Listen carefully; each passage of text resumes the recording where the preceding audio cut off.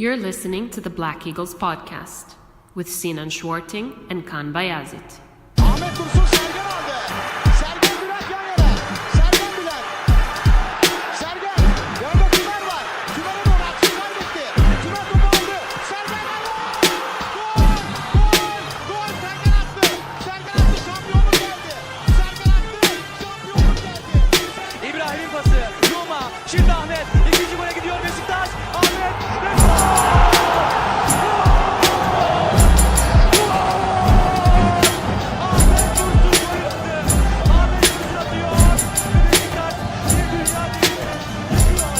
Welcome back, everybody.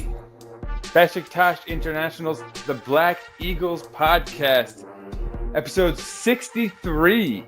And I am your host, Sinan Schwarting, live from New York, as always. And you do not hear applause because everyone's favorite co-host is back, Kaan Bayazit from Belgium. How you doing, sir? Couldn't let you go solo 2 weeks in a row, could I? Yeah, come on. You can't leave me hanging here. Yeah. How you doing, man? Doing good, thank you. How about yourself?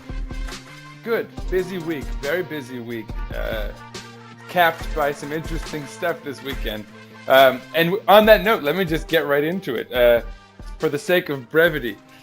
So, match day 25, and that's what we're here to talk about, Kaan. Beşiktaş hosted Konyaspor at the Vodafone Park. Konyaspor, a side that is resurgent, I would say, in the second half of the season especially.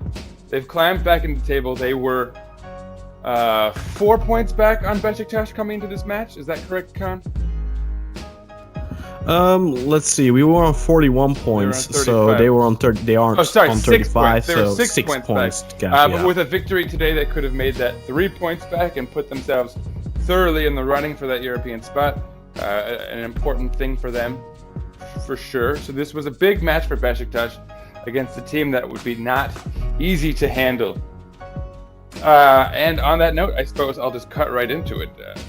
Beşiktaş and their coach, Şenol Güneş, the manager, put out an interesting lineup today. Karius was in the back.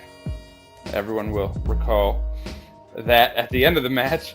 On the back line, Necip Uysal started alongside Domagoj Vida with Adriano and Gökhan Gönül on the flanks, Gary Medel and Atiba in the center of the midfield with Adem Ljajic in the 10 role, Ricardo Quaresma on the right side with Jermaine Lens on the left, and Burak Yilmaz up front, which would set the stage for quite a match. Shall I kick right into it, Kaan? Go for it. All right.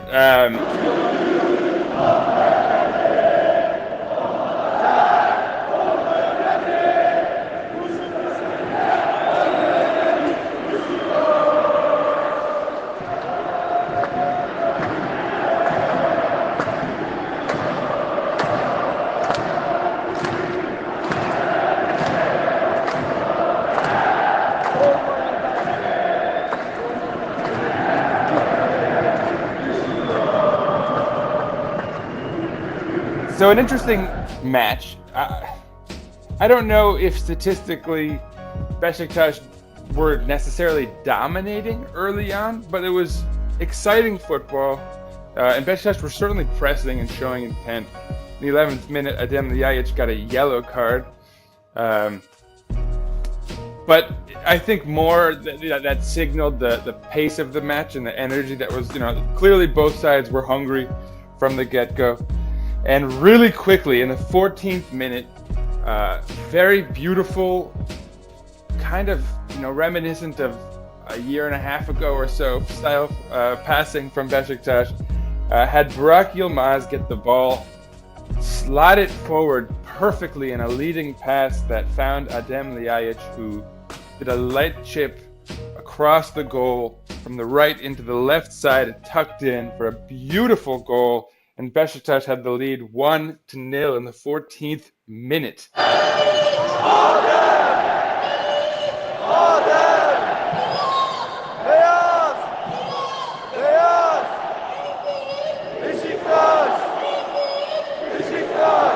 But you knew it couldn't last too long because the match was looking even up to that point. It was a beautifully crafted goal, but Konya was hungry and you knew it was coming. And sure enough, in the 19th minute, Burak Yilmaz, lazily let the ball go. To be fair, he's a striker, coming back to sort of connect play in the midfield. So credit to him for even being there to some extent. But anyhow, Konyaspor grabs the ball and in a counter sort of slides it forward far too easily. Necip lets a ball go to Ömer Ali Şahiner, who rounds again Necip, who doesn't aggressively come back to tackle him, and he slots the ball home. Şenol istifa! Şenol istifa! Şenol istifa! Şenol istifa! Karius dives to his right. It's a slow and perhaps, I don't know, weak dive. It's a one-on-one scenario in his defense, but surely he could have done better with it. It wasn't a very well-taken shot by Ömer Ali Şahiner, but nonetheless, it's a goal, 1-1. The assist was from Milosevic, and credit to him, that was a very nice ball, but lackadaisical defending. Excellent through ball over like 40 meters. Yeah, beautiful 40 meters through ball, in the air. Again, though, I think lackadaisical defending, letting him make that through ball, but we'll talk about that in the analysis section of this match. In the 23rd minute, and my gosh, I'd forgotten about this, Necip got a yellow card. Wow, it was a miracle he survived the match on that note. 27th minute, Konya got a yellow card. 33rd minute, Konya got a yellow card. I'm not going to even spend too much time talking about it. It was Akçay and Filipovic who earned them. And then, in the 33rd minute, a free kick was earned. I don't remember by whom. Burak. Was it Burak who earned the free kick? Laic played it into Burak, and Burak got hooked and won the free kick. So it was those two combining again. And they were, that would be a theme, particularly in the first half. They were very artful and instrumental in all of our efforts in attack, and very effective. Yeah, they linked up well. Very effective and efficient with their touches. It was a sight to behold. You could say, if we were in better moods, we probably would have appreciated it more. But anyway, stepping up to take the free kick looked to be Burak Yilmaz. Quaresma gestured for it. Medel smacked him in the head. Adriano gracefully separated them. There seemed to be no repercussions.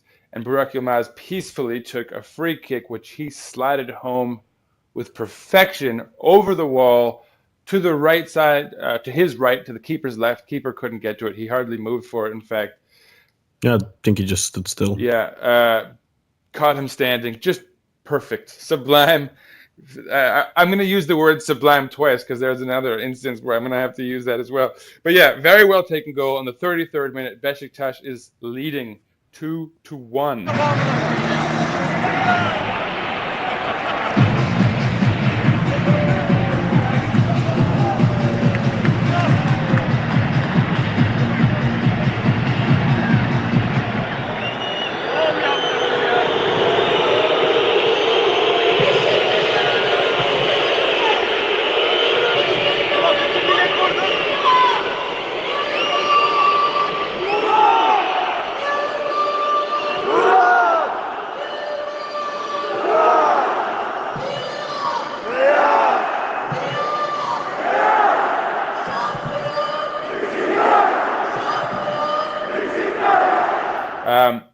Interestingly, in the 36th minute, so they didn't even wait until the half. God, I'm going to butcher this dude's name. Konyaspor subs out Traore, Armand Traore, I believe, Abdul Razak Traore, that's right, sorry. Who, to his defense, I was surprised by that move. It seemed like he'd been fairly active for them. But anyway, they bring on Hadziametovic. That's an interesting name. Yeah, Hadziametovic.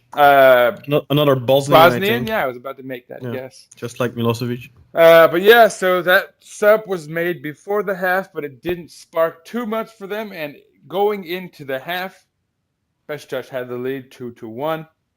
In the 62nd minute, Mauricio Fofana comes into the match for Umut Demirok.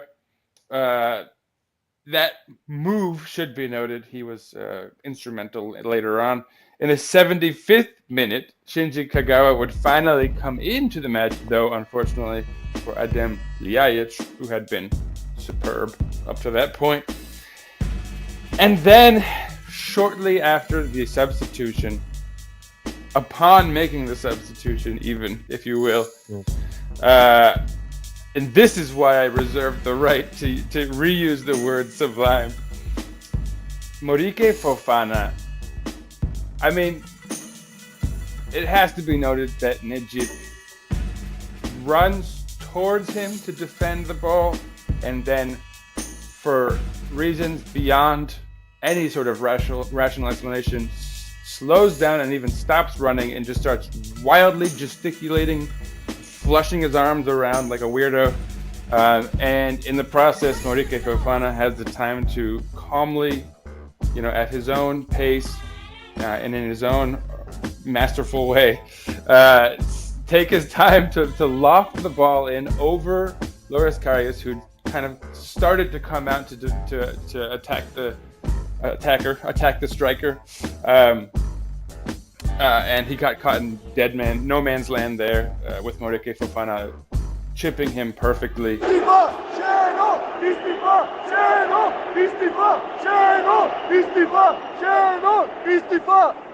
I love you, Gucci. I love you, Gucci. I love you, Gucci. I love you, Gucci. And again, I mean, I don't know a better word than sublime to describe the skill he showed. Phenomenal. Oh, but come on. So, there was something like artistic and that was perfection. I mean, that finish. It was a beautiful finish. We'll talk about Karius' role in these goals. Certainly, the second one was far less even. I think a conversation of it being his fault. And again, I think one needs to mention Najib's role in both goals. But anyhow, in the 82nd minute, Mujahid Akjai, who I mentioned earlier had earned himself a yellow card, came out of the match for Ali Turan, a name many will recall if you've been following the Turkish Super League over the years. In the 82nd minute, Guven Yalçın came into the match for Gökhan Gönül, who again, Gökhan Gönül, injury, I think. Yeah, he'd been coming off an injury even, so I don't really know. I hope he's Must okay. have been an injury because Lens moved to right back after that. Yeah, so. I know. I'm just saying he'd also just been recovering from an injury, so I hope he's okay. And I hope he didn't re-aggravate something. I hope we didn't rush him out too soon. Gökhan plays with injections pretty much. That's just all his the time. life, yeah. Especially given his age. But anyway, I actually don't think he played poorly to speak of. No, he had a good game. In the 87th minute, Ozan Özyakup came in for Gary Medel, who also actually had a pretty good game. We like to slag him off, but he was pugnacious as always, but even effective in today's case. Good match from him. In the 88th minute, Mr. Fofana, the artist, earned himself a yellow card, so a little bit less sublime in that regard. But then, and at this stage, the stadium is swelling with boos and chants all over the place, counter chants. Beşiktaş kimsenin çiftliği değil.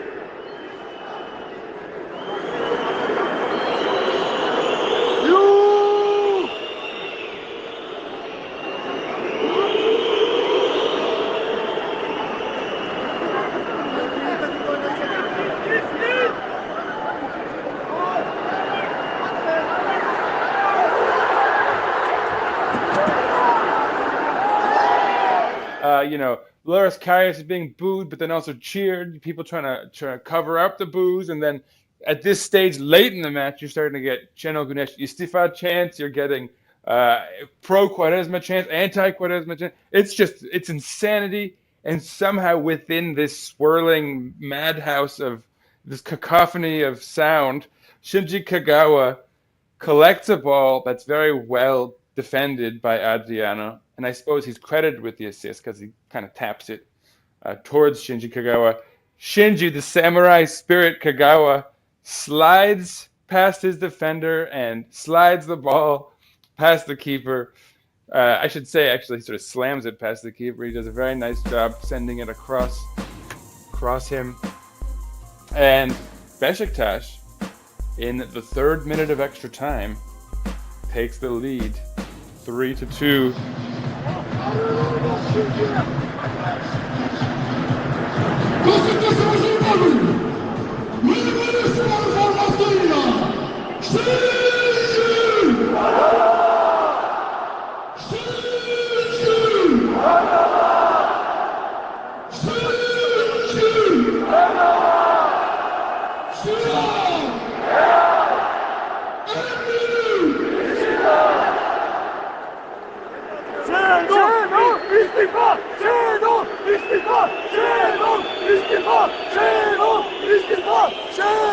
And there's a bunch of insanity for about 4 minutes thereafter, and Beşiktaş ends the match.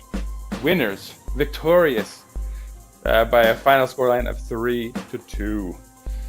Kaan, is there anything you'd like to say before I give these folks the statistics, or shall I just go right on ahead? No, go into the statistics and then we'll talk about the match after. Okay, let's do it. Yeah, let's just get the ball rolling. So, if you watch this match, you will not be surprised by these numbers. Beşiktaş had 20 shots to Konyaspor's 4. 12 of Beşiktaş's shots were on target versus Konyaspor's 3. So 3 shots on target, 2 goals. Assassin-like efficiency, which almost panned out for them, honestly. Possession went to Beşiktaş 62% to their 38. 605 passes completed. That might be a season high, honestly. At least it is for as far as I can go back for these stat flashes, as far as I can recall. Konyaspor connected on 392 of theirs. 82% accuracy for Beşiktaş. So Atiba Hutchinson, as always, a part of another very efficient day of passing. 72% efficiency or accuracy for Konyaspor. So not bad from them, honestly. They do have some talented individuals on their side, it should be of note. Fouls committed 20 by Konyaspor, 14 by Beşiktaş. So this was a violent and physical matchup. Also not a surprise if you watched it. 3 yellow cards handed out to Konyaspor to Beşiktaş's 2, but no red cards, luckily. Konyaspor were offsides 4 times, Beşiktaş twice, so Burak Yilmaz is getting it going, which is actually good. We've talked about that a lot on this podcast. And there were 9 corners by Beşiktaş to Konyaspor's 1. So, based on these stats, and I think it's always nice to get the ball rolling when we start this analysis, Kaan, to have some numbers before us. Because this gives us a good launch pad to start doing like a general overview. Now, as these stats reflect, Beşiktaş thoroughly dominated this match in terms of possession, intent, desire to score goals, willingness, right? Like all of the things we've complained about previously were not necessarily criticisms we could apply today. They were hungry for goals and they were attacking with efficiency. And I think we have to give a shout out to this individual, Serkan Kirintili, a keeper that many fans of Turkish football will recognize. He's been around the block for quite some time. I don't know how much time I want to spend talking about him, but he made 9 saves, I think. 10 saves. So, I mean, that has to be noted when we talk about the stats, because Beşiktaş. Yeah, lots of stat padding. Yeah, there's only one really good save he made, in my opinion. That was the one on Lens's shot in. That was the first chance I think that was created. No, the second chance, because the first one was a goal. I didn't think he was all that great. But he was also very effective in coming out. He was aggressive. Yeah, I mean, he's a brave goalkeeper. He's a decent goalkeeper. But these statistics, I mean, I think this is the highest amount of saves made in a single match this season. make him out to be some kind of Panther. Well, no, by and large, and the reason I mentioned yeah. him being around the block is he's not a keeper. Like if Beşiktaş were to bring him in next season, and let's not discredit the possibility. Someone literally told me if the goalkeepers were reversed, if Konyaspor had Karius and if Beşiktaş had Serkan, do you think this match would have been the same? And he was, of course, implying that Serkan is such a great shot stopper. It's ridiculous. If you look at the you have to compare the positions honestly, they face. Karius probably saves that Shinji Kagawa goal at the end because he's very good on those little low balls. I think so too. I think he saved that. But that yes, was it would be different. That was not good goalkeeping there. I mean, it was a very tight angle. Serkan should have had that, and I think you saw it in his reaction too, that he felt that he should have had that. Having said that, Karius had the same reaction on the first goal, where he probably thought he should have had that, and he should have. But if you compare the two goals that from open play that both keepers conceded, both were sort of one-on-one positions. Exactly. And both they conceded both. I mean, Serkan faced 2 one-on-ones, conceded 2 goals. It's not like he made some exceptional saves from a one-on-one position or some exceptional saves on this line where the ball comes in from a corner or a free kick, somebody heads it towards the corner and he makes like a Panther-like reflex save. No, that's really not what happened. I think it's a little bit of an overstatement here in terms of how good Serkan was, based purely on those numbers. And that's one of the big issues, I think, that people are looking a lot at numbers. After last weekend's match, the 2-2 against Kayserispor, where I don't think Karius had any blame whatsoever on either of the goals. Instead of talking about Güneş or whatever, what was the talking point after the match? Karius has conceded 24 goals in 24 matches.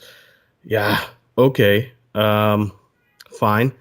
If that's the type of arguing you want to do. I mean, they make the point Karius is the scapegoat. They make him out to be that scapegoat. Look, do I think he was perfect today? Of course not. He should have done better on that first goal. On that second goal, what can he do? That's Nihat against the Czech Republic. That's a perfectly placed shot in the top far corner, and it curls in. There's something to even on the first goal, and of course, yes, he should have done better. It was a poorly taken shot, which he didn't get down on fast enough. Fine, but at the end of the day, you've still allowed a situation where you've got a one-on-one between a fairly capable attacker in Umer Ali Şahin and your keeper. You've allowed that defensively. And so, whatever comes from there, you can certainly say, in that moment, fine, Karius was to blame. But defensively, there's a huge lapse that even brings you to that situation, and that's really the theme of this season. And that's if you want to find a problem with our team, for the most part, that's where it is. It's allowing these guys to sort of send these perfect balls up because there's no pressure on them in the midfield. And this has been such a recurring theme that I don't even really want to spend too much time talking about it. But, like, if anyone was to, for example, like I've heard people saying, they want Fabry back. A 32-year-old who will be 33 next season versus Karius, right, who's 26. Mm-hmm. They want to bring Fabry back because statistically he was so much better. Okay, but you don't see, when you're looking at those numbers, the fact that he had basically 2 to 3 central defenders consistently playing in front of him most of that season. Karius has not. That rotation between Pepe being injured or not getting paid or whatever it was, and Necip or Medel or Rocco for a few matches early on, he hasn't had a stable back line. He's had, on the flanks, guys have been injured all season in the way of Gökhan Gönül and Caner Erkin off and on, and Adriano. There's been absolutely zero stability on the defensive line all season in his first season with this team, right? It's, and again, he's slightly younger, but so people are gonna complain about how old our roster is. Slightly younger. I mean, he's really young. He's significantly younger. I know he's a part of that age group that we could really be building around going forward. Or that was the narrative when they weren't like a bankrupt team on the verge of financial doom. But I mean, look, if your argument is 8 million euros is too much, then I completely understand you. Sure. But I literally said in both our group chats and on Twitter, I said fans who booed Karius, who are booing me because they were booing him. There were fans booing him. And throughout the match, like loud. And the initial wave of boos was not met by protest by another section of the fans. That happened later on when in the second half when a very big significant portion of the fans turned against those fans that were booing Karius, and they started clapping to overshadow the boos. But those fans who were booing Karius, they deserve Hakan Arikan, they deserve Cenk Gün, and I said literally that. And people then go and say, well, Cenk wasn't that bad. Are you looking through rose-colored glasses or what? Cenk is a terrible goalkeeper. There's a reason he completely flopped at Galatasaray too. There's a reason he flopped in Spain. He is not a good keeper. He comes nowhere. I mean, the only thing, this is one of those things with Turkish goalkeepers you often have, that the biggest problem with Turkish goalkeepers usually, especially past generations, maybe that will improve now, but the problem is lacking fundamentals because, for example, a guy like Cenk started goalkeeping at the age of 15, 16. Then you're not going to have those fundamentals to be a good goalkeeper. Look, Cenk had the natural talent to be a good goalkeeper in terms of reflexes. He had really good reflexes. Same goes for Hakan Arikan.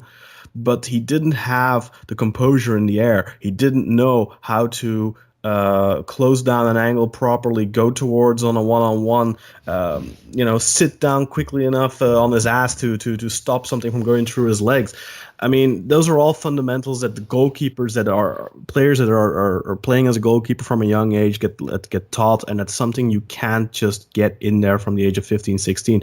Anyone who has a kid will know how easy it is for children to pick up a new language when they're young. Yeah, exactly. And it becomes significantly more difficult when they're older. And that has a reason, because children learn things and it becomes more natural to them a lot quicker. And that's the same thing when you're goalkeeping from the age of 6, 7, 8, 9. You're always going to be fundamentally a better goalkeeper than somebody who starts doing it at the age of 15, 16. You're picking up habits is what you're doing. And you're not just picking up habits yourself in terms of what you do, but you're also learning a kind of human nature. You're meeting strikers throughout your life with different habits, different kind of ticks. This guy sort of tilts to the right when he's going to shoot. You're picking up on all these subtleties that you then apply for the rest of your life as a keeper. That, and again, I think your most formative years are between like 4 and 12 or something like that. Like, people are playing football by that age, and if you're in the goal, you're picking up such great instincts and knowledge in that age. It's usually the same thing with, you have a lot of players that, for example, start off their career as a striker, and as they move through the youth ranks, they get moved further back, and then ultimately some of them end as a defensive midfielder, some of them end as a defender, and especially for the defenders, maybe it comes natural to them and they do well, but sometimes you still see that they have those offensive tendencies. Think of Koulibaly, for example. I believe from Napoli, he has that too. And there's a couple more, but the names are eluding me right now. But the point is that with Cenk, he masked his deficiencies, inadequacies at times because he had impressive saves. But he had so many fuck-ups, so many goals on his head, basically, that were his fault. Right now, every goal Karius is conceding, people are putting it on him. But seriously, last week he concedes 2 goals and he couldn't do nothing about either of them. But still, people put it on him because he's the goalkeeper in goal and he's conceding those goals. But if you ask them, look, people listening to this podcast, if you do not agree with me, that's fine. Point me to 5 goals that are 100% on Karius, or even 70%. Point them out to me, because you can't. There's like a couple. There's maybe the Malmo goal, maybe, but that was a deflection. So to put that 100% on him is very harsh. Yeah. I don't know what else is there really. People were blaming him for the goal that we conceded in Bursa, but that was on Pepe. That was not on Karius. There's other goals people are randomly blaming him for, without really. I mean, like the goal. Kaan is being nice, and if you disagree with Kaan about this, Kaan's going to remain nice to you. But I have to say that when people's default is to scapegoat a goalkeeper, I'm gonna judge you negatively. And whether I tell you that to your face or not, I'm saying this now on the podcast. I genuinely think less intellectually of a person who is gonna like jump to scapegoating actions like that. I genuinely think less of your knowledge of the sport that we're talking about. If you think that he's the man that's responsible for this club's problem. And again, Sinan, I literally had this conversation with someone just last week after the whole the whole blame Karius campaign started after the 2-2 against Kayserispor, where again he could do nothing about those goals. I had this conversation with a person. He told me literally, I just want him to make more of an attempt. He just stands still on so many goals. And I told him, look, what do you want him to do? You want him to still jump on a ball he knows he's not gonna get? So basically just sell some show? Is that what you want? What's that gonna get you? There's still gonna be a goal, and he might get injured. On the other hand, Kaan, you might have recruited him to wrestling. I bet he could be a wrestling fan, because there's a lot of that kind of, if he wants people acting and pretending to do things, right? like perhaps he needs to find a new sport. It's silly. Look, is Karius playing a great season? Of course not. Of course not. He's not in the environment to do so. How can you expect him to have a great standout season when the entire team, as a collective, defensively especially, is failing? I mean, you can't even point to like what is the defensive unit that is there? Like, I literally couldn't tell you the 4 guys back there that are like his unit that he's been, like captaining, that he's been standing behind. But Sinan, look at today. Sorry to interrupt you, but look at today. No. We allow what, three chances, 2 of which are real chances actually, because I can't even remember that third shot. Right now, what I was trying that to think even? of the third one. Yeah, so they got 2 chances and they scored both of them. So then a lot of people are like, well, where's the goalkeeper? On the first one, okay, that you give him some slack there, I can understand, because his dive for the ball was kind of awkward, and you also saw it in his reaction that he was immediately like, damn it. On his second goal, there's absolutely nothing he could have done. Now, this is the thing. You can allow 10 quote-unquote chances in a match like Konya supposedly did, where Serkan makes 10 saves, but how many clear-cut chances did we create today against Konyaspor? Huh? We had the goal. We had our goal. I would say a handful at best. We had our goal. That was a clear-cut one-on-one opportunity. Then we had the Kagawa chance, which was a clear-cut one-on-one opportunity. And maybe you can say the Lens shot, but even that was with a lot of bodies around him cutting in, squeezing off a shot. That wasn't easy either. We didn't create that many 100% chances. Most of the saves that Serkan made were relatively easy saves for him to perform. Look, if Karius is going to face 15 shots in a match or 10 shots in a match, and 8 of those are roll-up little easy to catch dribblers, things, then his save percentage can also be 80%. Yeah, but exactly. He faces, of course the argument is, look, he's playing for a big team and he's there to save those 1 or 2 chances, and I completely agree with that. But when those are 100% chances, it's always going to go 50-50. I know, and literally both opportunities today ended up as one-on-ones because of terrible defending.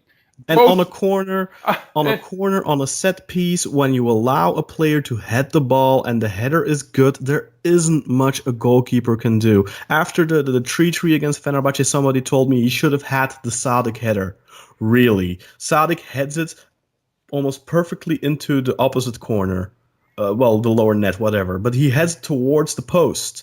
That is a very difficult position. How is he? I mean, how can you blame him there?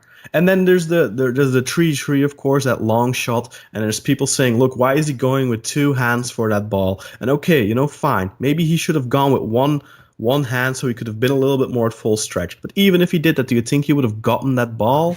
That's one of those once-in-a-lifetime types of shots that he takes, Hasan Ali Kaldırım, that Mehmet Topal took the Thursday before against Zenit St. Petersburg. They're going to score maybe 2 or 3 goals like that in their career if they're lucky. And that's just a very unfortunate... We're in this position right now where we are conceding these types of goals. Look, this goal Fafana scores today. How many times is he going to score that goal? Yeah. Compare this finish to the finish he had against Fenerbahce. The finish he had against Fenerbahce was decent, was fine, but there you could have said, okay, well, maybe the goalkeeper could have done a little bit more. But here, that was perfection. That was Nihat against the Czech Republic. That was leaving somebody without a chance. And I constantly hear from people, oh, a good goalkeeper would have saved that. A good goalkeeper would have saved it. Look, do you think a good goalkeeper doesn't concede goals? Did you watch the Champions League, Paris Saint-Germain versus Manchester United? Is Gianluigi Buffon suddenly not a good goalkeeper anymore because he's 41 years old? I mean, look at what he did. He pulled a Tolga. Mm-hmm. Does that mean he's not a good goalkeeper anymore? Karius, yeah. Is he great? No. Again, he's not. He really isn't. He's been a bit disappointing. Sure, you can say that. But then, like I said, the entire team has been massively disappointing, and massively underperforming. You can't really stress enough the fact that it's now 2019, and Necip is playing in front of him on the back line. Despite this team who has needed various positions filled. Getting 2 central defenders this year in both windows, right? If you combine Enzo Rocco and Nicolas Isimat-Mirin. And we're still playing Necip, who, let's just say it, because it's already been said by me already like 4 times. So let's say it one last time before I move on. Both goals, Necip played a role in. Both goals he played passively on. Let's throw some stats at people. Look, last season, Fabri had a 76% save rate. That was the best in the entire league. So I understand that people have been a little bit pampered when it comes to goalkeeping recently. To put that into perspective, I believe Fernando Muslera had a 71 or a 70 or even a 69. I think it was 69% save rate last season. And still, I often hear people say, well, Muslera would have saved that. Look, right now, Karius is on 68.67, so 69%. So that's almost the same thing basically as Muslera last season in terms of percentage of saved. He has made 57 saves and he's conceded 26 goals. So he has conceded almost, how should I put it? Let's say 1 out of 3 shots, unfortunately, is a goal. Whereas with Fabri, it was 1 out of 4 shots. But it's worth pointing out as well, this might be an interesting statistic, 65% of Karius' saves have come from the penalty box. That's an interesting statistic, I think. Then if we look at Fabri, 57% of his saves, 58, let's round it up, 58% of his saves have come from the penalty box. I think it's worth pointing out, maybe we're not necessarily allowing that many more chances because I haven't had throughout the season, I have not had the impression that we allow a ridiculous amount of chances. That's why I don't want to blame the defensive back four, even though, like you already pointed out, having Necip in there constantly is an issue. And he has several goals on his konto, including today. I think in both goals, he plays a significant role. Yeah. I mean, people can blame Karius all they want on that first one. It's a 1v1, so that's a 50-50 position for a goalkeeper regardless. And also, Necip plays a hand in giving in that 1v1 because Necip, doesn't intercept the ball when it's coming into to Ömer Ali Şahiner. If he keeps running through, he'll probably at least touch the ball and slow down its path before it gets to him. And then he tries to recover and just doesn't aggressively do that and allows Ömer Ali to go straight at our keeper. So, and then the second one, he literally, I said it before, he just, instead of running towards the guy and trying to tackle, not just gives up, he starts wildly gesticulating his arms as if someone else is to blame for not being somewhere or doing something. And it's like, fine, you can have that conversation after the whistle's been whistled, Right now, your job is to stop that guy with the ball because you're a central back and you're the last line of defense. So you really can't. You can't. And we don't want to shift all the blame over to Necip. I think the problem isn't so much Necip. but it's the fact that Necip is playing there. Yeah, right. Why Necip do- is just why- Necip. He does what Why he does. why did we buy Enzo Rocco if you're not gonna play him? And Necip throughout the season, he's played many plays at games at central back this season already, and he has not been good. He's been poor. Let me He's interrupt you constantly here. He's been consistently a liability, and I'll let you speak now. Yeah, I've got to interrupt because this is my main talking point this week, and so this is going to be our format this week. Because Kaan and I each have two kind of focal points that we want to hammer home, and I promise you that we're not going to do a whole bunch of Chanel Gunesh Istifa stuff. We've done it so many times. You know where we stand on this, but it is kind of underlying my issue here. First of all, Enzo Rocco never got the chance to ingratiate himself into the starting lineup when he first joined the squad. We've talked about that before on the podcast, and I'm not going to harp on that. I've criticized it. I've said you can't invest that kind of money into someone and not at least know for sure 100% whether this guy can be useful for you or not. And if you definitely have to sell him, then you should at least play him a little bit so you can sort of get some interest going in someone maybe who could buy him from you down the line. But anyway, that's sort of done and dusted. We've already even made another move for a central defender in the way of Nicolas Isimat-Mirin.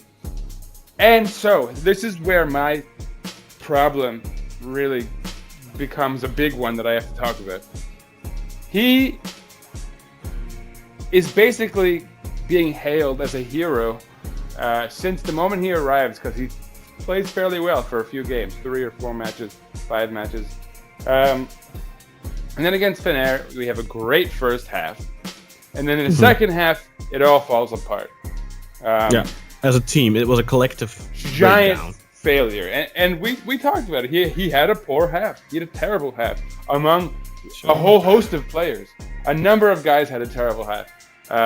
Shinji Kagawa, who made his first start in like a year at that point, fell off. Fatigue set in.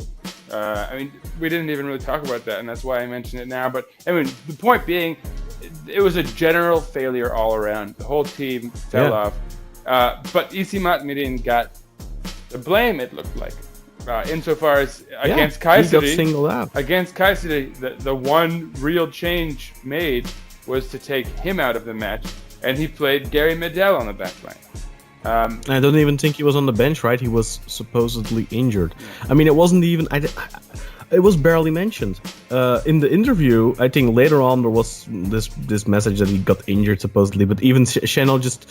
the question... He was asked the question before the match, Mirin isn't playing, and he said, yes, he isn't playing today. And that's all he said about it. He didn't even say, like, he picked up a small injury during training or whatever. That really says everything, too. Yeah, and this week, again, he's not in the squad. Well, and there's been absolutely no official communication from the club saying that he's injured. Yeah, exactly. So, I've only seen some unofficial tweets. But anyway, look, so that's the situation with Isimat-Mirin going into last week against Kayserispor, and he, obviously doesn't feature.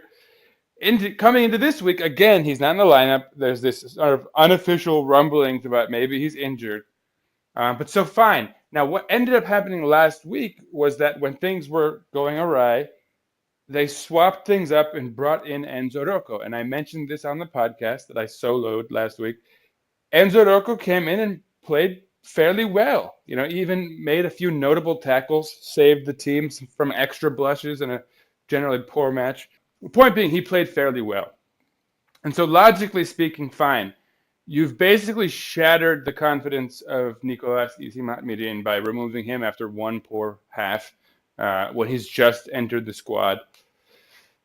So the one silver lining might be that Enzo Rocco seems to have maybe had his confidence rebuilt, and here he is performing well. So, of course, logically, what's going to happen this week? Who's going to play?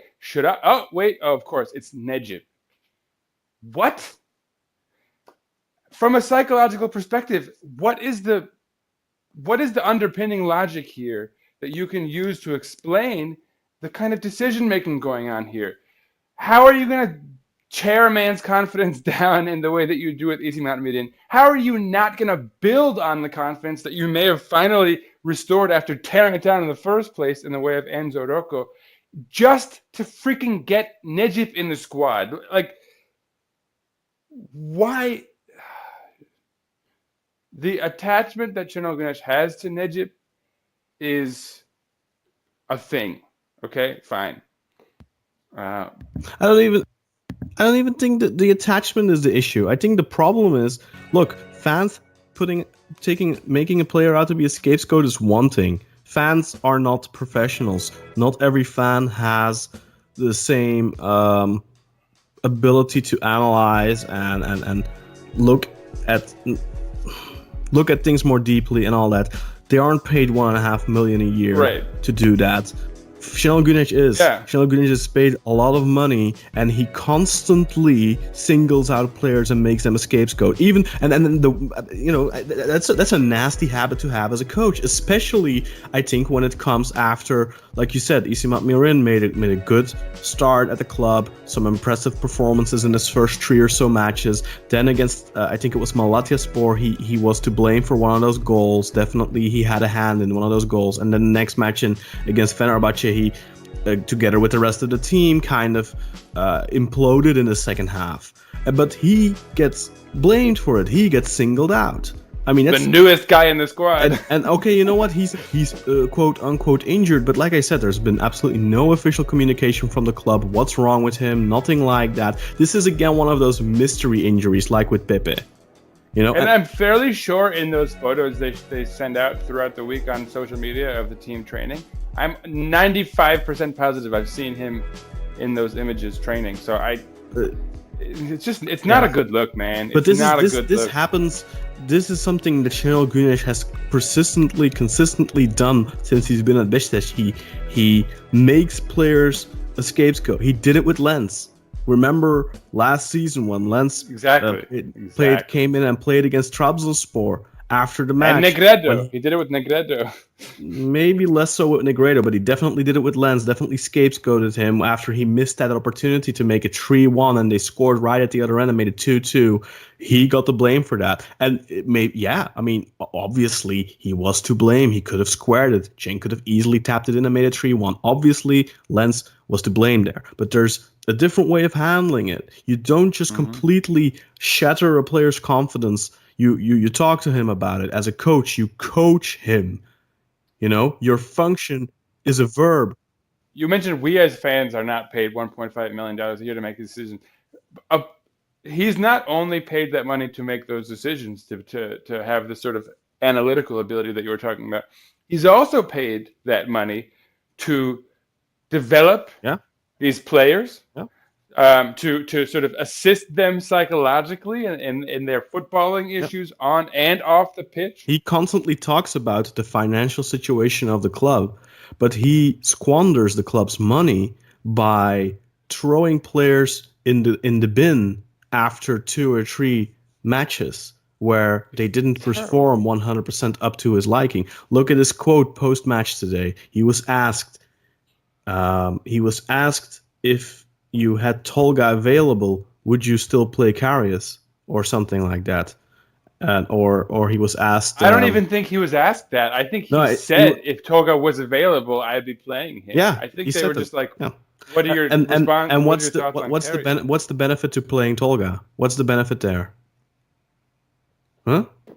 Is he going to make those? Kaan, I think to make the twins happy. That's the benefit. No, but I think, benefit. And we really got to round up this whole Karius thing. But people are just focusing so much on Karius. And look, I'm not saying that he has no blame in any of those goals. I'm sure he carries his part. But every time after every match, I hear Karius. But I never see people talk about the collective defending. Exactly. And Kaan, and at this point, what we're really talking about too is that with all of that chatter about Karius, I think the biggest stab in the back of all, what would be anyway, I would imagine, is to now hear your coach say that he would be playing Tolga if he had him as the option. I mean, as far as nurturing and developing your players and the sort of psychological aspect of that job that's so vital, this guy gets a 0 out of 10 from me at this stage, and I think maybe it's gotten worse over time.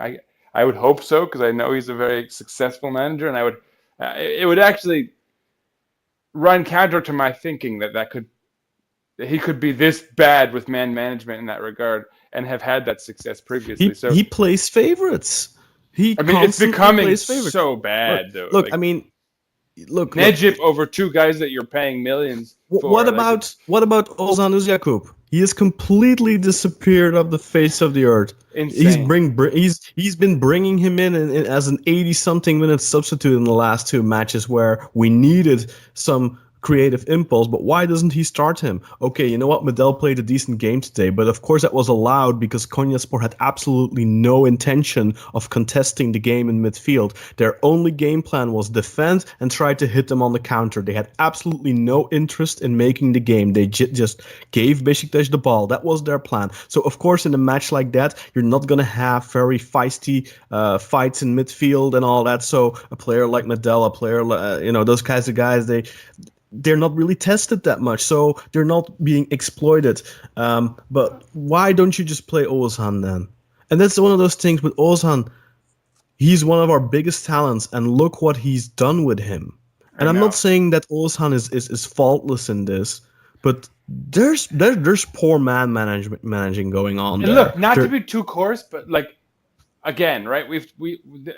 I hate to rehash old episodes, but we talked about how age-wise we needed this core of young to sort of middle, to the guys who are entering their prime to build on going forward. And so we had Karius and Ljajic. And then obviously the next sort of extension of that would have been Ozan, and how he's 25, 26.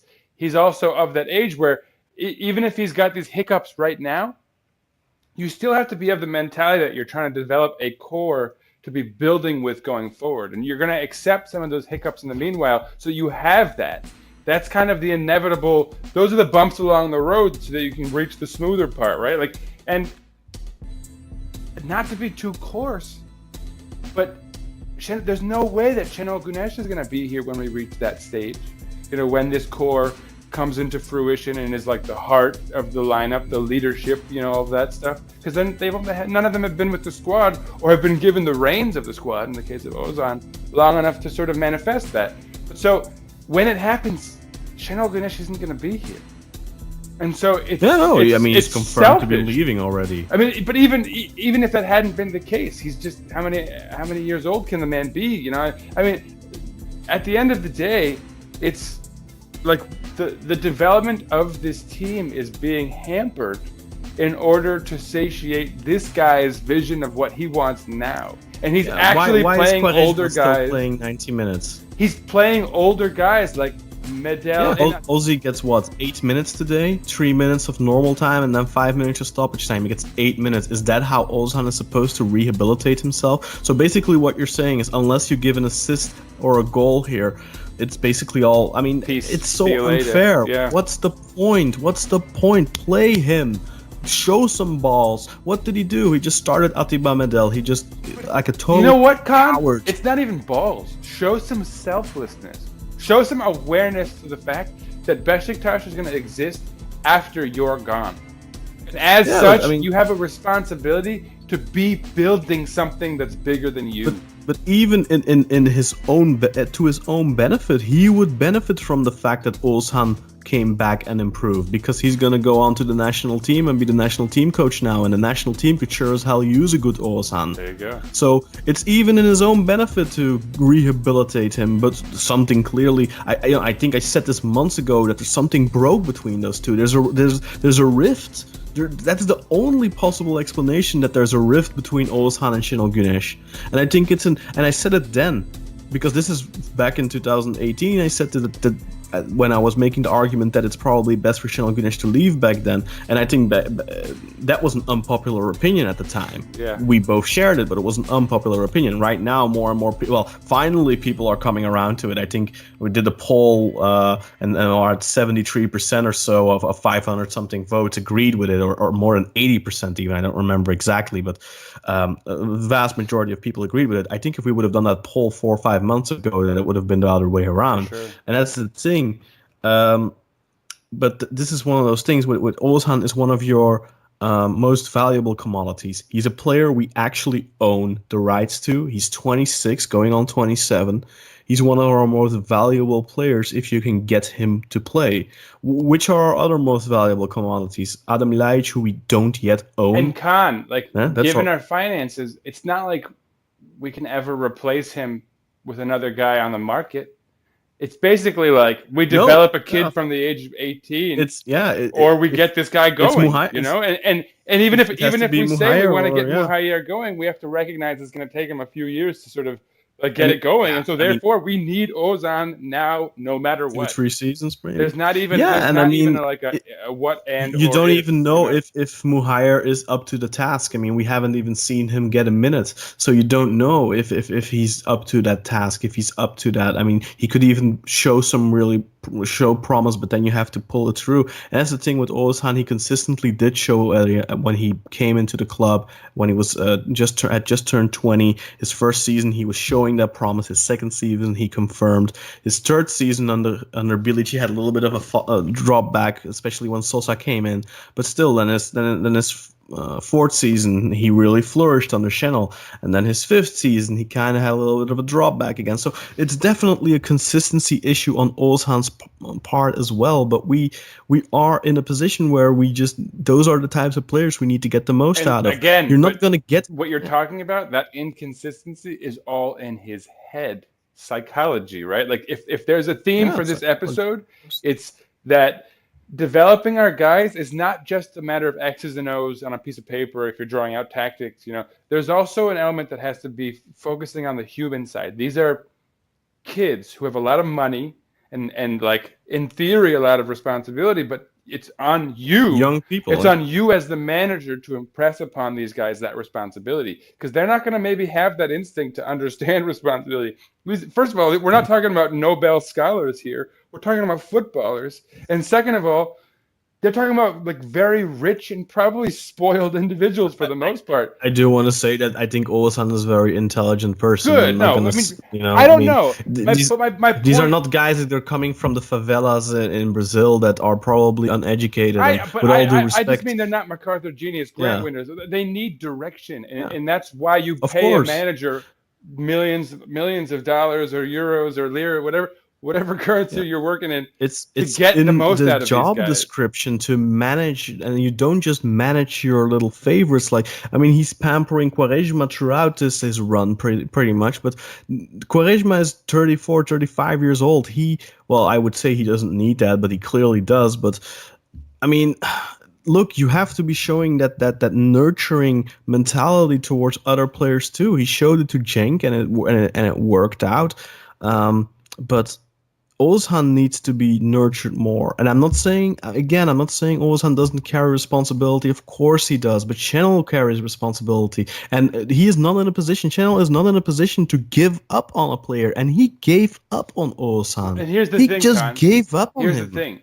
Channel might be in a position to give up on them because he doesn't care. Sure. Maybe it's done. But he wasn't last season. Well, yeah. That's the problem. He wasn't six. That's the problem. He wasn't. How long has he been? He has given up on Ozan a long time ago. Ozan is not a player you can give up on. He's so valuable. Well, he's not a player Beşiktaş can give up on. He's not a 20-year-old player that showed some promise early on, but then really had a fallback and he has some mentality issues and all this. And he's no Batuhan Karadeniz, who we were right to give up on. Or even a Serdar Özkan, who we were right to give on. Ozan is different. He's a different caliber. I mean, he's still coming in and not making a stink, despite literally being rejected. And that's that's one of those things. Imagine Quaresma accepting that role peaceably, right? Like, for example, his favorite little Quaresma. All right, let's keep things moving. Yeah. Kaan, so shall we just quickly talk about man of the match? Who do you want to give out some awards? I just want to talk about, let's just talk about who was good, who wasn't as good. I mean, I think we can only really say Necip was poor and the rest was... Yeah, I mean, Quaresma was poor. If we each need an individual, and I think you'd probably take Necip first, I'll take Quaresma second, because I think he was a ghost at best And It wasn't a ghost. No, I don't think he was a ghost. He was involved, but he was playing his own well, match. that's right. No, I'm saying that at was- best, like at the best of times today, he was a ghost, as in we didn't have to hear his name. And when he was present, when he wasn't being a ghost, was when he was earning my low light of the match, unfortunately, because he wasn't putting things together. The things you can expect of him are at least those magical touches that result in assists, that keep those stats pumping for him. And when he hasn't provided those... Yeah, I mean, his crosses really haven't been up to standard lately, ever since he's basically... I mean, I can't help but feel that he just isn't really... At one point today, I felt like he was playing bad on purpose. He's mentally checked and out. I've never really had that. Well, I've had that maybe in the past, in his first stint, where there were, I think, times where I think he was self-sabotaging or sabotaging the team on purpose, maybe. But even when he gets those red cards against Erzurum, maybe that was kind of on purpose. But against Malmo, I really didn't think that was on purpose. I think that was just him being being stupid, and not deliberately sabotaging the team. But today, it really hasn't happened. I'm not one of those people who sees that in him all the time. But I really had the feeling sometimes he was just playing bad on purpose, like just very nonchalantly crossing it in without really having a plan behind it, without really spotting a run or so. Although I do have to say, when Kagawa came in, He was like more active. suddenly Quaresma had 2 dangerous crosses.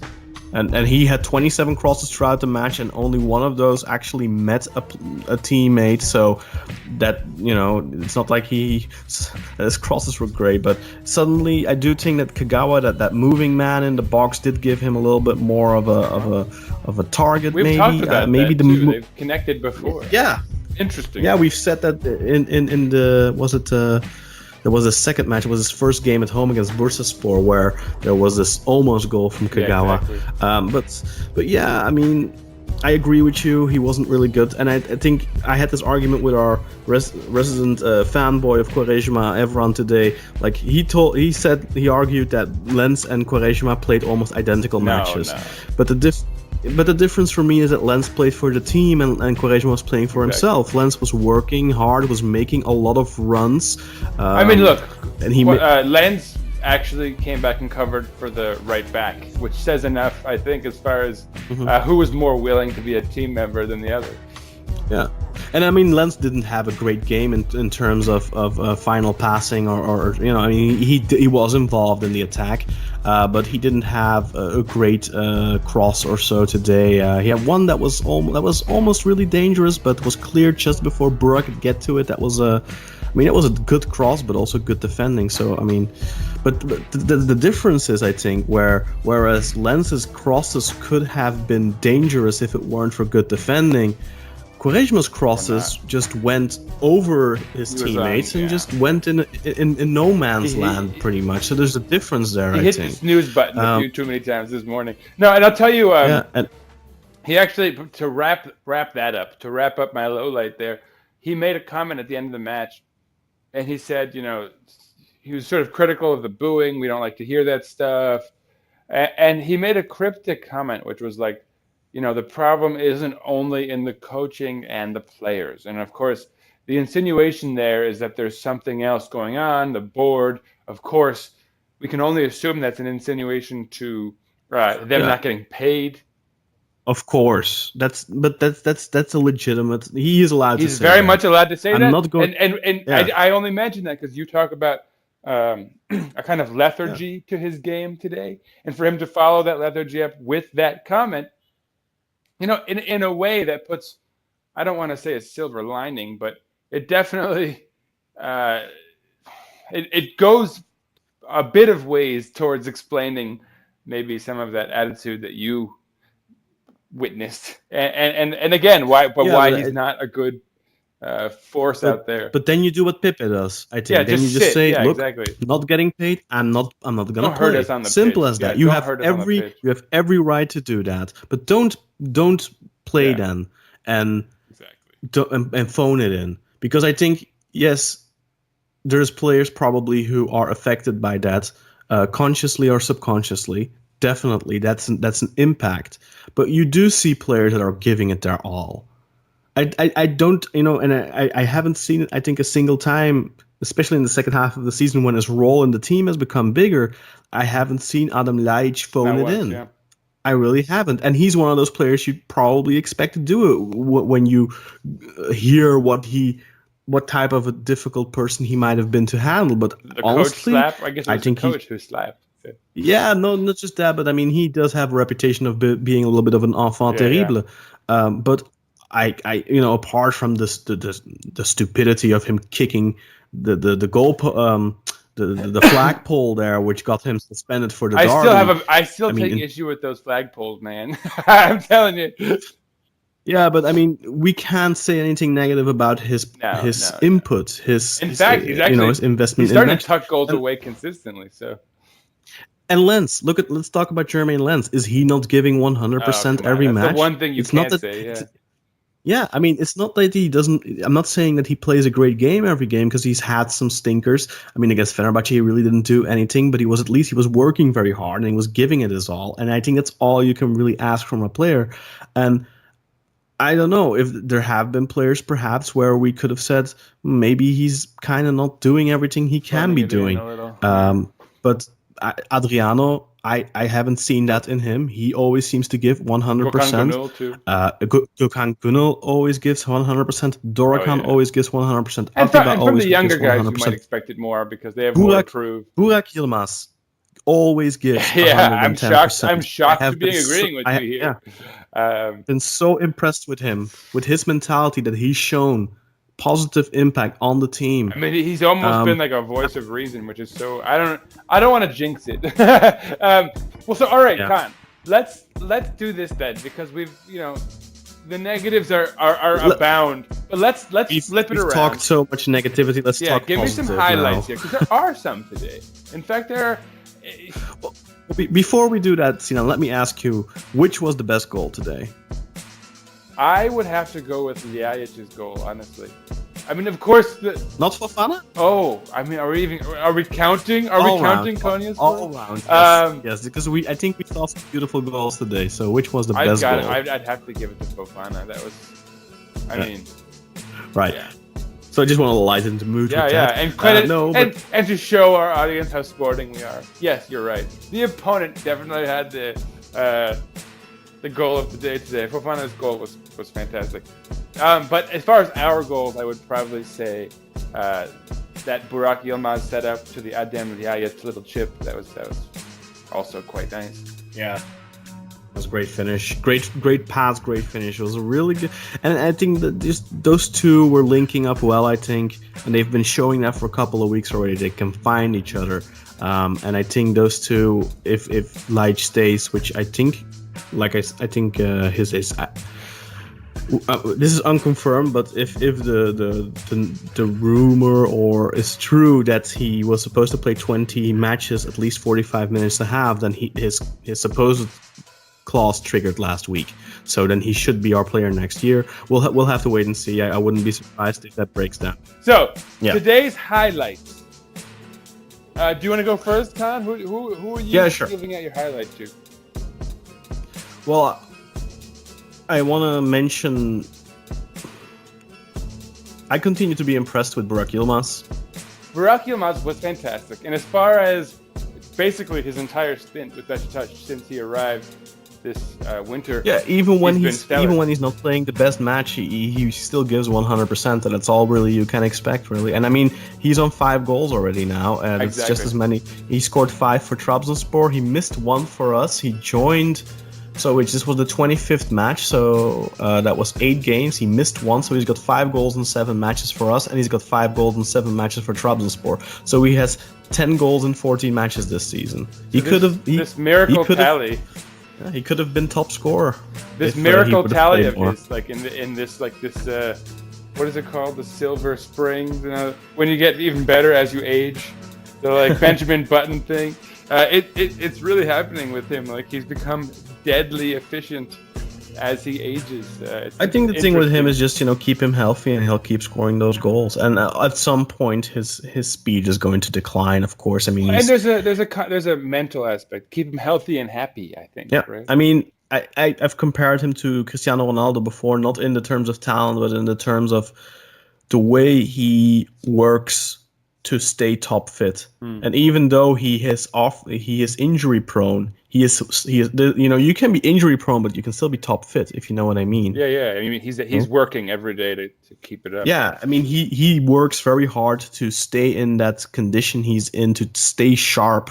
There's not an ounce of fat on him, Despite his age, he's not yet. Yeah, I mean, he works really hard for his profession, and that's to be commended. But, I mean, look, I think if we would have signed Burak at the beginning of this season, our season could have looked very differently. I'm not going to say that he's not a magic fix, because we can see still with his positive impact on the team, there's still so much wrong with this team. There's still so much that needs to be fixed. And I think a large part of that is the coach. Oh, man. Is the coaching. Yeah. Exactly. But yeah, I mean, I don't think it's bad though to have Burak have these couple of months under Channel to get back and get the fans to embrace him again, because I think he's at the point now where the fans have embraced him again, where they have forgiven him for past misdeeds, and I think that's good going into the next season. Hopefully with a top fit Burak Yilmaz and a new hungry coach, and hopefully that Burak can continue to produce under him. But yeah, I mean, enough said about Burak Yilmaz. What's your highlight, Sinan? Well, yeah, I mean, he's definitely deserving. I suppose I can't not give the secondary one to Adem Ljajic, who was a key contributor to, he gave Burak the assist by putting that goal away beautifully. And did he assist Burak's goal?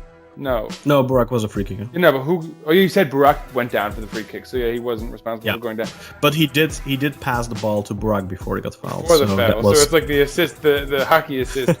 He hockey assisted the foul assist. Yeah, whatever you call that. But no, but I mean, Ljajic, he's a fantastic footballer, I think, and that's just as an honorary mention. I mean, Ljajic, yeah, we've gone on at length, I think, about how honestly, I would love if we're both fans. We are, and I would really love if both he and Karius could be, like silver linings to a rough transfer spell and like part of that core. And it looks like Karius is probably not so realistic, but so at the very least, I want Ljajic to be. Let me ask you a question, please. The one. If you had the choice, sorry for interrupting you, but I have an important question to ask you. If you had the choice, and this is probably reality, if you had the choice between signing Ljajic permanently or signing Karius permanently, who would you pick? I mean, of course, Ljajic has to be Ljajic.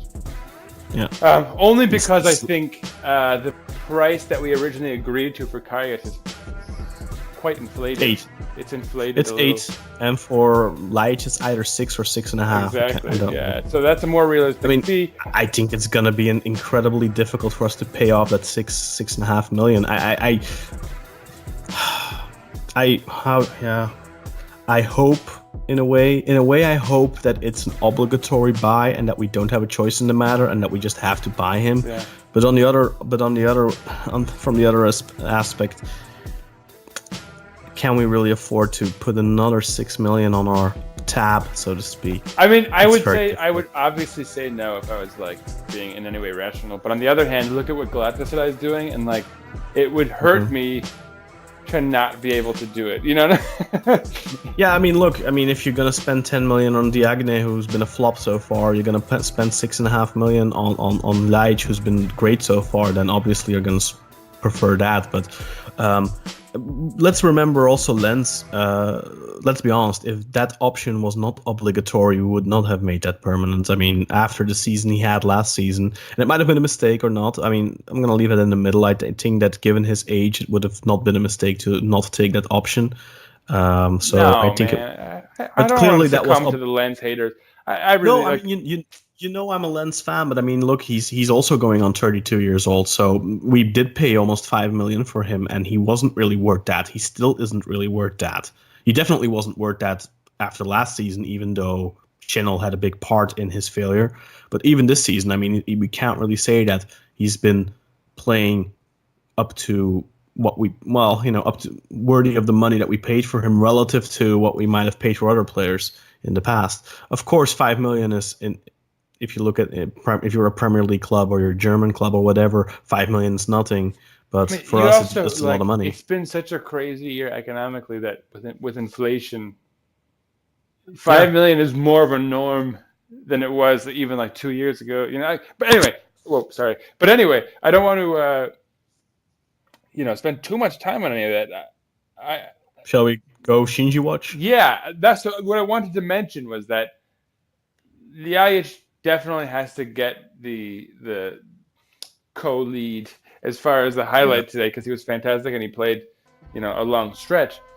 But honorary mention, and as a way also to sort of do my little hashtag Shinji watch, I definitely think it bears mention that Shinji Kagawa came in and got like 15 minutes and change and immediately showed his class, 20. his ability. I guess with extra time, his just innate ability to impact a match positively, to use his skills in a way that will benefit your team. Immediately he came in and, supposedly after the match he came out and said he was injured still and coming into form and not ready to play. I would be willing to bet he was compelled to say that given all the criticism out there right now. Look, I think that's something a professional player like Kagawa is going to be quickly inclined to do to kind of protect a manager, whereas it should be the manager protecting the player, but whatever. I mean, we don't know whether that's the case or not, but I wouldn't be surprised if it was. Exactly. And I'm sorry, but he's come in and shown such class every time he's been called on to such an extent that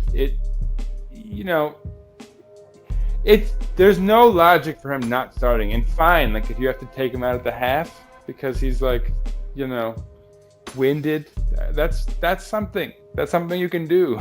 But there's no reason that you shouldn't be emphasizing his role in the team and building it with that in mind. And furthermore, giving him the kind of prominence to make him feel important enough that he'd want to sign at the dotted line come next season. Given all those rumors are true. So I'm troubled. I think it's going to be really tough, though. I mean, financially as well. I don't. Whatever. And I don't even want to. And he's not going to have any trouble with getting paid, of course, because his wages aren't getting paid by the club right now. But he'll notice players around him, and that's definitely something in the locker room. Players are going to be discussing among each other, like, look, hey, this is an issue. I'm sure they discuss that among each other. He's going to pick that up. He's going to know that that's going on. Yeah. And that's probably going to make him think twice before he signs. And I think it might prevent him from doing so, despite maybe even having a good feeling with the Turkish adventure. But, yeah. Yeah, so it's unfortunate, and I think you're right. And the fact that he's not being shown that kind of privilege, that the stardom privilege of, we're going to start you, and if we have to take you out, we have to take you out, that's fine. But, given who you are and the known quantities, the clear abilities that you show, we can't not have you out there as much as we can. Him not getting that treatment, it's not helping. Obviously, the fact that people don't get paid doesn't help either, like you mentioned. And there are definitely other factors as well. But that's just another one, at the very least. There's also I think that I don't know what's up with Şenol Güneş, but I don't think he's been showing Kagawa the respect that he should be getting. Exactly. I think he has been scrutinizing Kagawa's performances. He has been critical about whether he thinks that Kagawa and our dear friend Adam Ljajic can function together. Absurd. Which I think is absolutely silly. I think if Kagawa or Ljajic and Quaresma can function together, then why wouldn't Kagawa and Ljajic be able to function together? I think it's I mean, silly. Look, they're both highly intelligent players. Kagawa probably more so than anyone else in the team, but they're both really intelligent, high, exceptional quality players. Those types of players, unless they have a grudge against each other, they're gonna find each other on the pitch and they're gonna play well. They're gonna link up. I think that Kagawa Laic can work brilliantly. And they both have and if you have a experience runner in the 10 and on the flank. If they there's no rational explanation. I don't want to harp on. You can this start guy. Laic.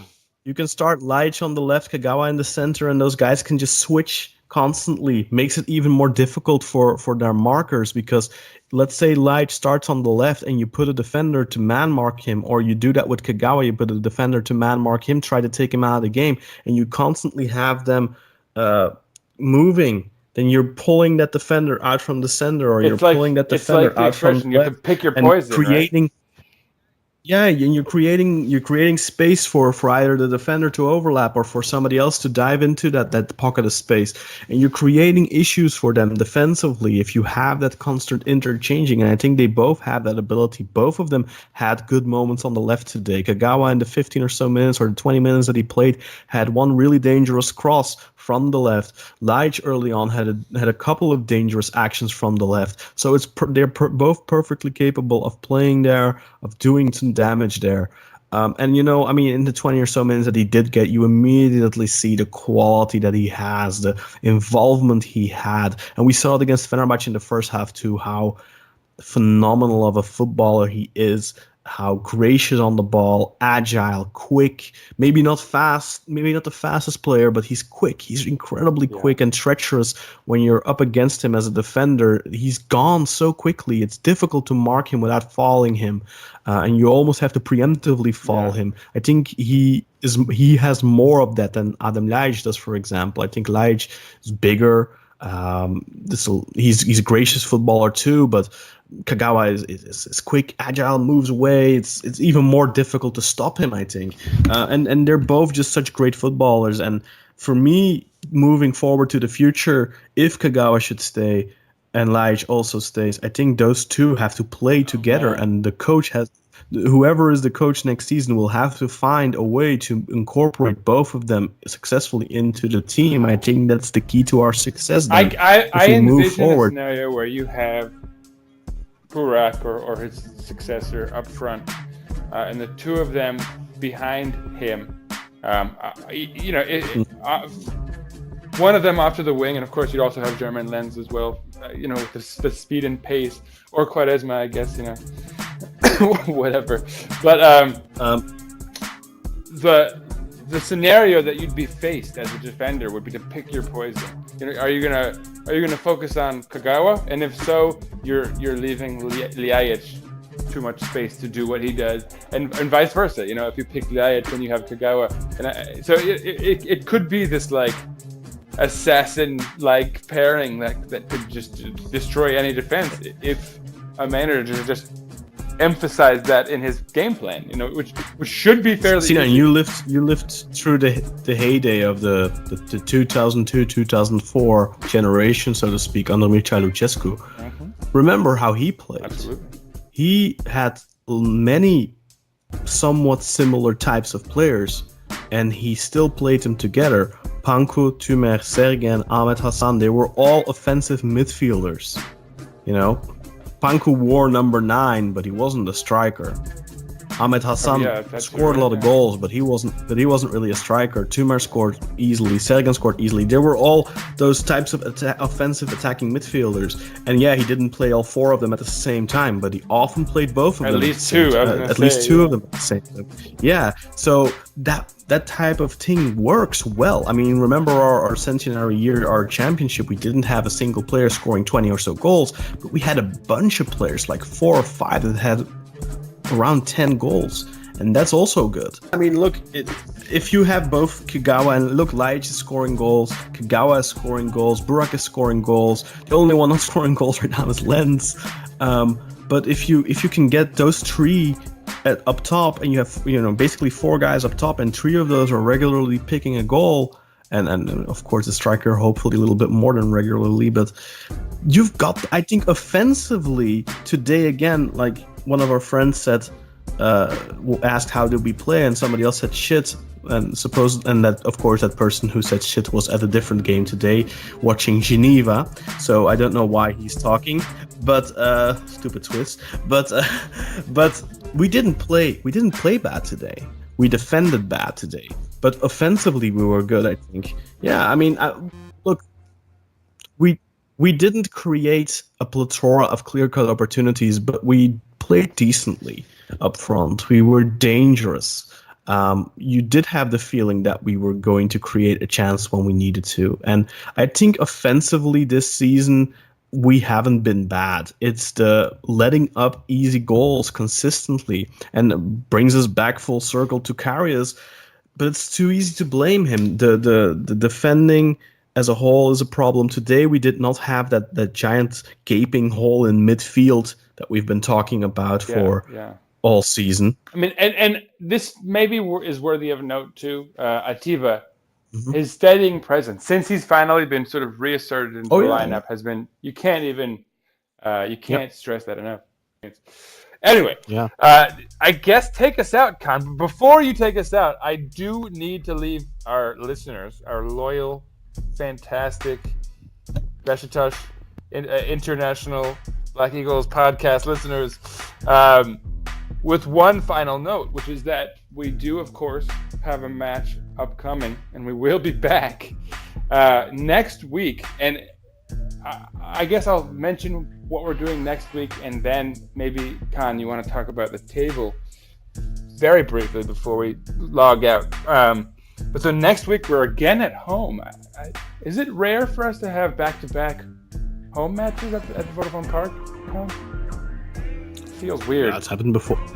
I mean, we played back-to-back away games the first half of the season. I guess there's a compensation for that. Yeah. Two very difficult ones. Konya away, Göztepe away. Those are two extremely tough matches. And so ironically, now we have the same two. Not so ironically, I guess it's very logical. But we have the same two at home, and so we've just hosted Konya. And next we're going to be hosting Göztepe next weekend. Yeah. The match is on at Saturday at noon here in New York City, which I believe is at 6 p.m. for you, Kaan. When did today's match start? Was that 6? 5. 5. Ah, so I was right. 5 p.m. for you, 7 p.m. in Istanbul. Yeah. Should be. So there you go. Saturday. Göztepe, a team that, like, when we first met them, was formidable and posed problems. And now here we are, and they're in the relegation zone, and that's probably where they've kind of slipped. They slipped in there a little bit. I mean, I think it was a little bit of a surprise for them too, because suddenly all those teams in the relegation zone started picking up a lot of points. Fenerbahçe started picking up lots of points. Bursaspor, who didn't suddenly start picking up lots of points, but they were someone who slipped in there, but then quickly got out of there again. Still are in there though. And then, of course, Ankara just won back-to-back matches. Those quick 6 points can get you up there quickly. Fenerbahçe already won 3 matches in the second half of the season that got them out of that a little bit, but they're still in the thick of things. They would have been in trouble had Göztepe won today, because then Fenerbahçe and Bursaspor would have slipped back into the relegation zone. On equal points, and Bursaspor would have been actually in it, and Fenerbahçe would have been above the bar, so to speak, just because of goal differential and head-to-head, I think. But yeah, I mean, Göztepe are in a little bit of an awkward position right now. It's not gonna. I'm definitely gonna say it's gonna be an easy game. I mean, it's like a wounded animal almost, and it's gonna be tough, I think. But of course, we have the advantage of playing at home. They're under a lot of stress to get a result. They couldn't get the job done against Kasımpaşa today. A Kasımpaşa side that has been slipping extremely. They've lost 6 out of 8, I believe, or 5 out of 7. How many matches have been played in the second half of the season? 7 or 8? 7. I think it's 8, right? Is it 8 already? 8. Oh, man. Yeah, it's 8. So they've lost 6 out of those 8, and they've drawn the last 2. They drew 2-2 against Trabzonspor last week, and then they drew today 0-0 against Göztepe. So Göztepe are really in a position where they have to get points. We're in a position where I think we need to finally start converting those home games into a guaranteed 3 points, because that's been our biggest issue this season. Those home games, we've dropped too many points at home. Well, so Kaan, and tell these guys about what the significance of this is for us. Like, so now this match day is just about completed. Galatasaray has Yeah. not yet played. So as Yeah, the they play standings, Antalyaspor. as things stand now, they're going to play Antalyaspor tomorrow on the road. Yeah. But so they have at home, right? Oh, are they at Don't home? they play? I think they're at home. But so they've got a Galatasaray- game in hand now, but they're as things stand 2 points ahead of us. With a win, they'd be 5 points up. With a draw, just 3 points up. So, but second place is still within grasp. Is that right? Yeah, it's true. Yeah, I mean, and that's the thing. There's this looming rumor of us getting maybe a European ban that might be happening if we can't pay our player wages, which is a rumor that has been reported by the always reliable Haber 1903, who recently changed their name to Duhuye or something. But yeah, they did report a couple of days ago that there might be some a relatively big wage bill left unpaid. I think they were talking about 16, 17 million, and that just seems so baffling if that's true. But if that's true, or even if it's less than that, let's say it's 4 million, whatever, it doesn't matter. If we aren't paying our players on time and our players are not willing to sign paperwork saying that we did pay them, that could bring us into some serious issues with UEFA, could get us banned next season. But as a team on the pitch, we have to assume we're not getting banned. We have to assume we're playing for the European spots. And then, of course, second place is better than third place because second place gives you the right to play Champions League qualifiers. And with our coefficient, we have a decent chance of getting through those qualifiers by getting a good draw. You have to keep in mind, there's no more clubs from the top 5 leagues. There's no teams from the Premier League, Serie A, German Bundesliga, Liga, and all that. So the only teams you can really draw in those preliminary rounds are the number. Yeah, I mean those are Dutch teams, Belgian teams, Czech teams. Anyway, teams we should be able to beat on paper. So if you can get that ticket, because of our coefficient, I think we will have a decent chance of getting into the group stages of the Champions League, whereas Galatasaray would have a more difficult draw, most likely. So it will be more difficult for them, but that's their problem. So second place, still very much important for us. The title is out of question. I mean, this weekend, Başakşehir jumped one of their first big hurdles. That was Fenerbahce. They beat Fenerbahce 2-1 at home. So they only really have Beşiktaş left and Galatasaray left. And obviously, we would do well to beat them. But in terms of the title race, that's insignificant to us.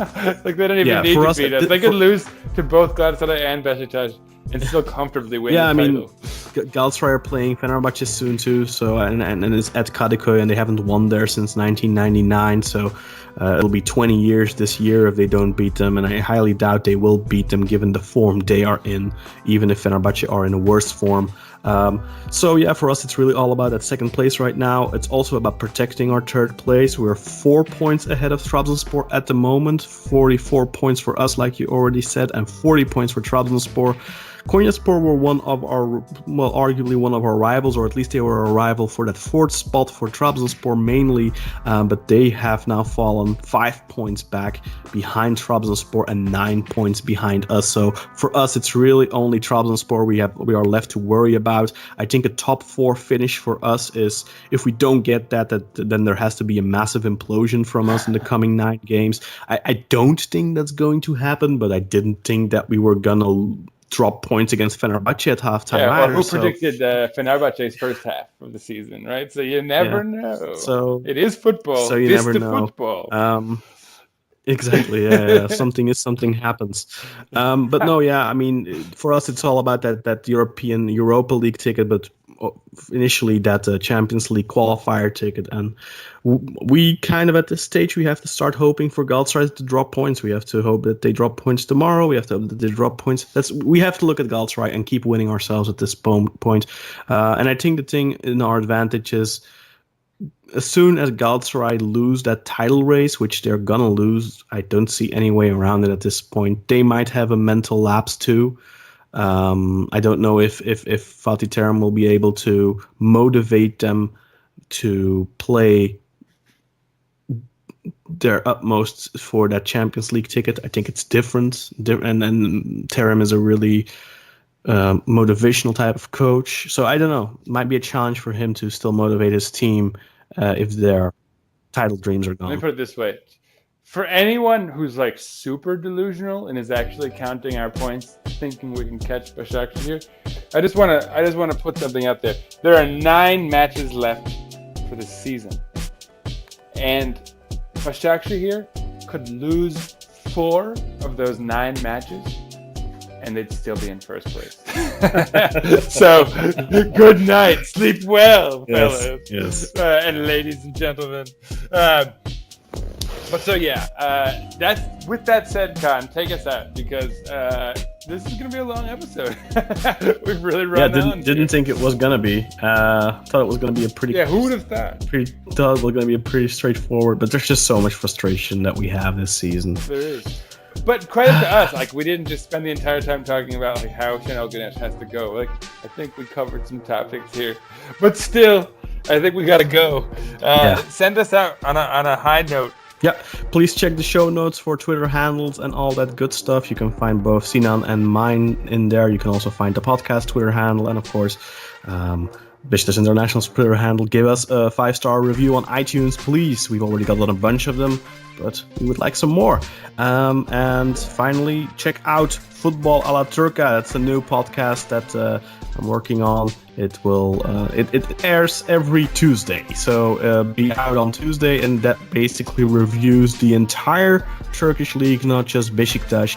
And Sinan is also involved there, and hopefully we'll have him on at some point in the future, filling in for me. At the very least, I'll be the Beşiktaş substitute. Yeah, exactly. Sub-teacher. But definitely go check that out. Subscribe if you're listening for the first time, always possible, and you held out until now, because if you're not a regular listener, you're probably thinking, God, these two guys can go on forever. But if you're a first-time listener, please do subscribe. Helps us out a lot. Follow the Twitter account for the podcast and share with your friends and family. The more listens we get, the better. Get the word out there if you like what we're doing here. If there's something you don't like, always feedback is welcome. If you think we're going too long, talking too much, let us know. Then we will try to cut it down a little bit, or at least trim it in post. But that's it for me for today. Thank you for listening. Sinan, take us out, please. Okay, and before the honorary last call, I would like to give a big, massive, huge shout out to our friend, big friend of the podcast, Emre Hasturk, for gathering those phenomenal stadium sounds that you're going to be hearing throughout the description of the match early on. Also, stay tuned for after the beep. We're going to have a hashtag after the beep. After the theme song, you're going to hear a guest, a listener of the podcast, a loyal listener who's going to weigh in from the stadium, I believe, Kaan. Is that right? Yeah, I believe so. Batuhan is a friend of yours, I believe. I think. Yeah, an old friend of mine, but I haven't seen him in a while. And I think he's out of practice with his English, but so this is going to be good for him. Hopefully we can get some more from him in the coming matches. But anyhow, with that said, again, thank you to both of you guys for contributing. Anyone else who wants to contribute in the future, please do. You know how to get a hold of us on WhatsApp. If not, find out. It's pretty easy to do. And as always, go Beşiktaş! Just 9 more match days, guys. You guys might be wanting to turn this in now, but trust me, that long summer without any matches, you're gonna miss it. You're gonna miss it. We always do, no matter how dark it seems. Yeah, well, I'm just hoping we can round up the Leitch transfer and maybe Kagawa, and then I think, I don't know. Hopefully some youngsters. I don't even like.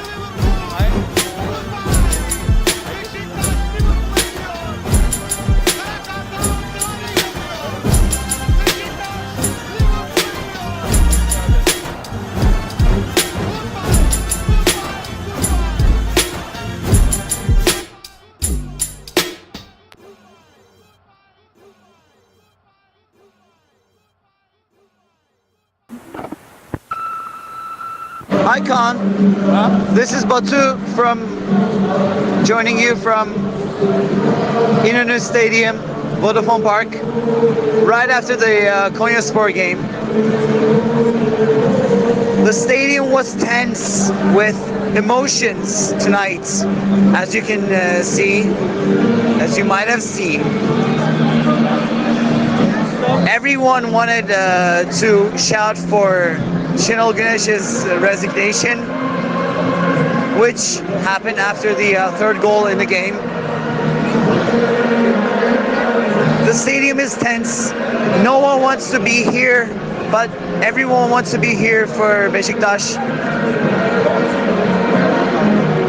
We just want to see some games that, I don't know, man.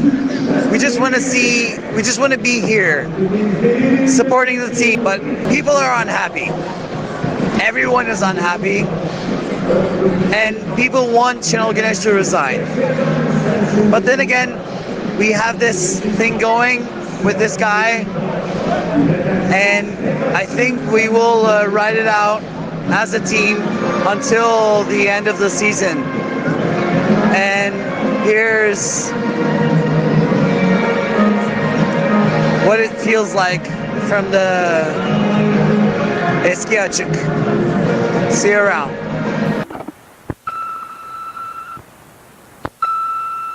Beşiktaş International hopes you enjoyed this program.